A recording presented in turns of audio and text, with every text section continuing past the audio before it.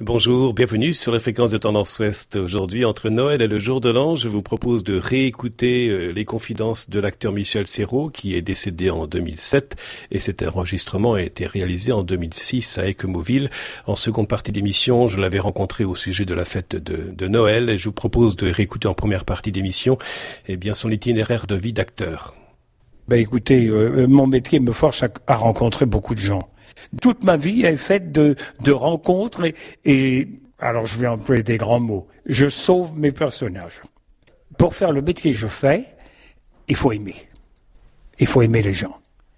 Je veux dire que ce sont des messages de drôlerie, et il faut les aimer pour les émouvoir et puis parler leur langage surtout.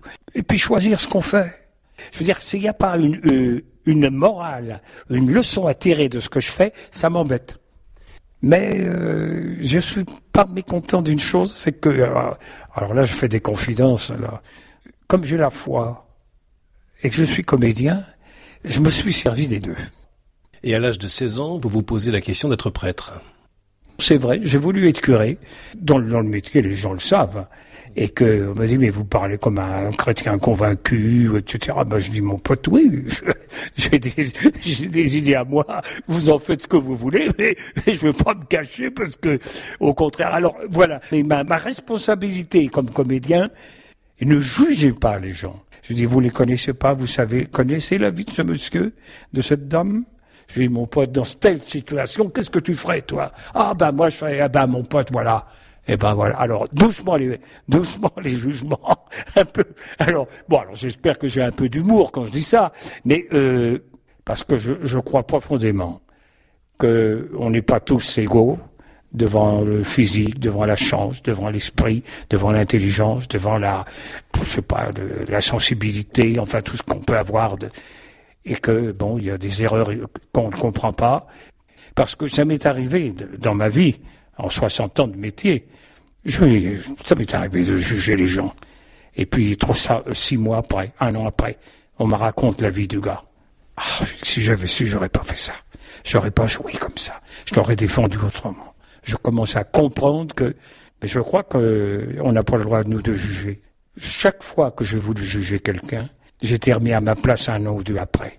Autre question avec vous, qui ne manquait pas d'humour. Nous vous connaissons donc comme comédien, mais aussi comme pouvant incarner des rôles tragiques. Selon vous, Dieu a de l'humour, il écrit droit avec des lignes courbes, et pourtant c'est dans les virages de la vie que parfois on rencontre quelques accidents. Qu'est-ce que vous répondez à cela? Et si on a de l'humour, je pense que c'est un don de Dieu déjà. L'humour, c'est de relativiser les choses un peu. Je veux dire, c'est pas parce qu'on est tombé dans le péché, par exemple, pour parler d'une façon commune, que tout est foutu. Non, tout recommence.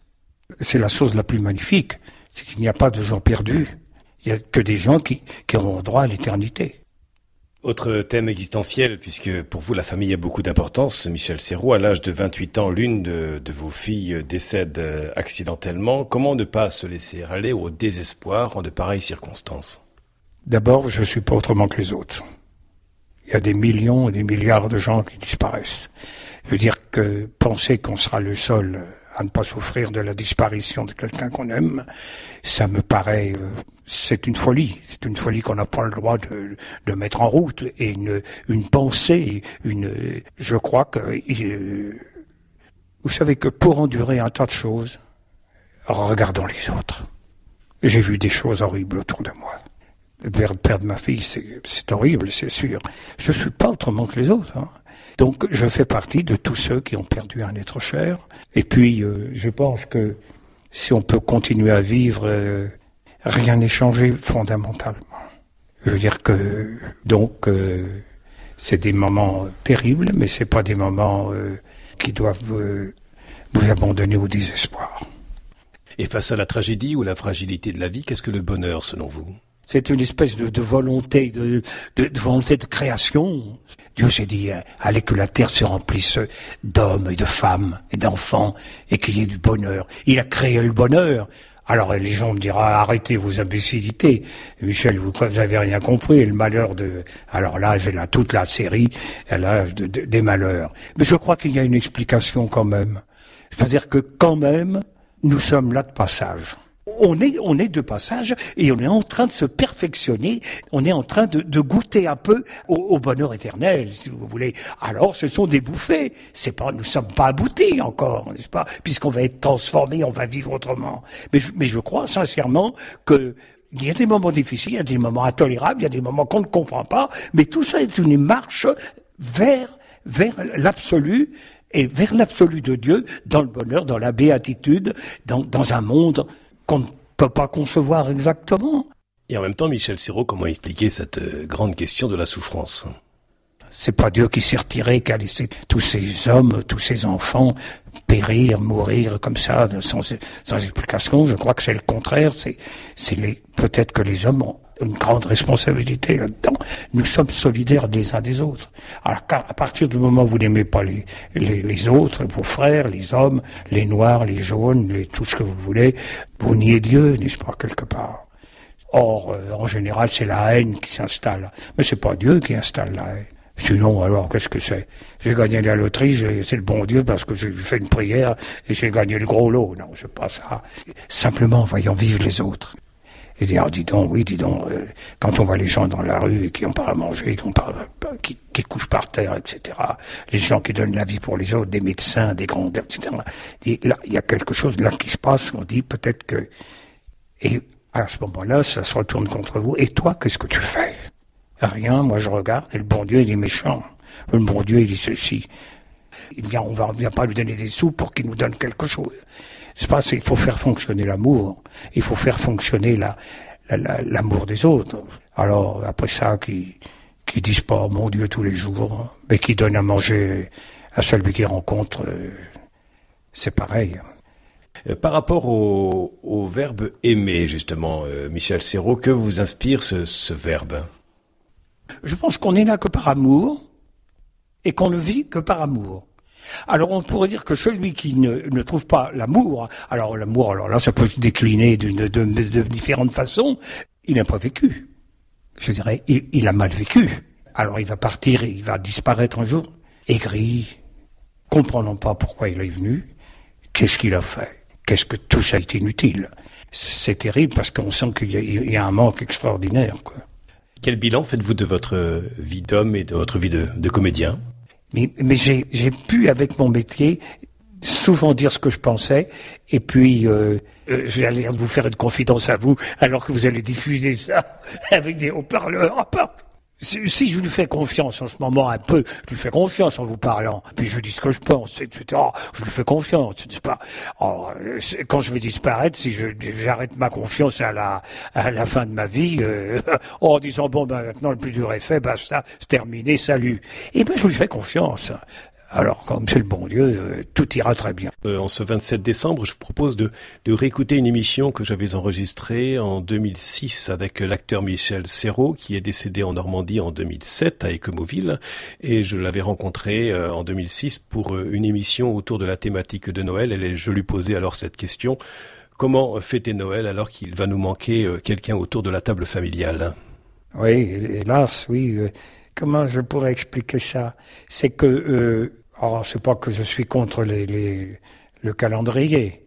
Je veux dire que la date du 25 décembre, bon d'accord, on devrait avoir, non pas une journée de Noël, on devrait avoir des moments de Noël tous les jours. Noël, pour le monsieur que tu rencontres ou la dame que tu rencontres et qui a besoin de toi. Eh ben voilà, je te donne ça. Je veux dire que Noël, c'est donner, c'est partager, et c'est partager ses convictions, mais simplement l'amitié. S'il faut penser que on est heureux que le jour de Noël, parce qu'on a des chocolats ou une poupée, tout ça est bien mince. Moi, je souhaite que les uns et les autres, qu'on ait des minutes, peut-être même pas des minutes, des moments, des secondes de Noël à partager tous les jours. Si les familles se rassemblent qu'une fois de Noël, c'est dommage aussi. On est près de la rupture. Donc, je suis pas contre les fêtes, mais je veux dire que c'est un exemple de partage, c'est la bonne nouvelle, c'est la possibilité d'envisager la vie autrement, etc. Alors, qu'il y ait des repères dans le calendrier, je suis pas contre. Bon, je suis catholique, les fêtes, pour moi, c'est important. Alors, puisque c'est important, qu'est-ce qui est si important pour vous dans cette fête de Noël? C'est drôle parce que j'allais dire, avec Noël, on récapitule. Mais on récapitule alors que c'est le commencement. Né à Noël, et puis il y a toute la vie du Christ aussi. Alors, ça paraît naïf, mais ça devrait être un départ pour une vie partagée avec les autres. Sinon, des dragées le soir de Noël, ou des, je sais pas quoi, ou des chocolats glacés, ou des tartes, c'est nul. Mais si, au contraire, Noël, c'est la naissance de Jésus, mais le Christ est présent à chaque seconde de notre vie. Alors, vous voyez que l'effort qu'on doit faire. Noël, la naissance de Jésus, comme vous le dites, Michel Serrault. Si je vous pose la question du cadeau, un vrai cadeau pour vous, c'est quoi? Un cadeau, ça peut être une pensée. Ça peut être une prière. Alors, imaginons. Mais je veux dire qu'il faut dépasser un petit peu la cuisine. Vous avez dit tout à l'heure que vous étiez donc catholique, vous ne cachez pas votre foi chrétienne. Est-ce que c'est une folie pour vous que Dieu choisisse de devenir bébé à Noël?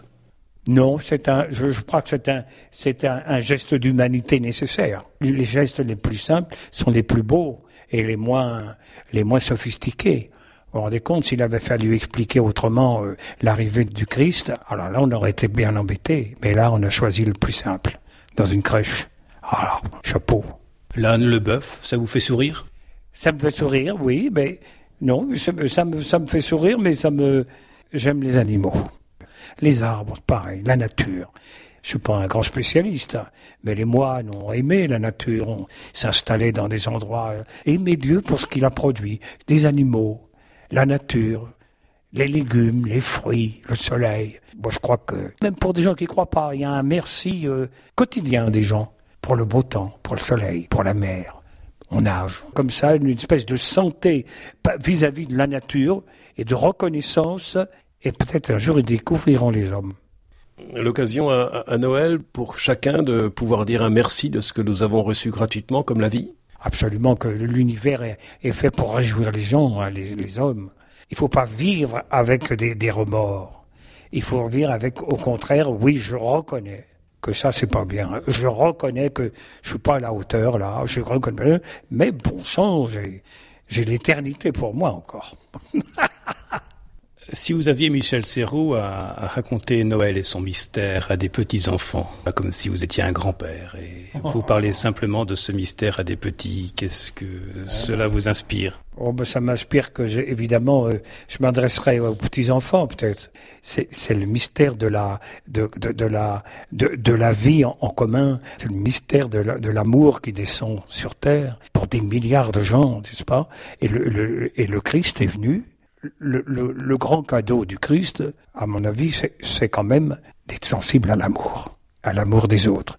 Et je veux dire que son voisin doit devenir une nécessité d'être. On ne peut pas vivre seul, et que le Christ est venu pour tout le monde. Et si vous partagez ça, le monde fatalement change.